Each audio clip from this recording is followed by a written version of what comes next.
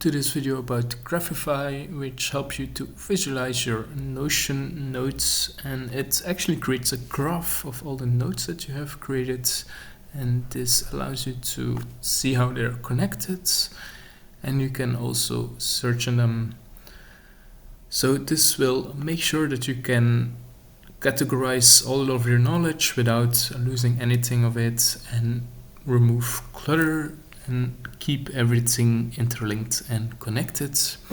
And you can even let AI work on it to make sure that everything is classified correctly.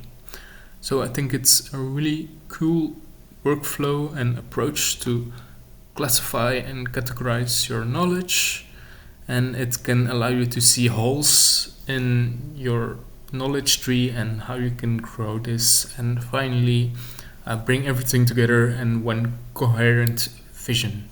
So that was a quick look at Graphify. You can get started for free, so I think it's a really cool way to take your Notion notes to the next level. Thank you for watching, subscribe for more, and have a great day ahead.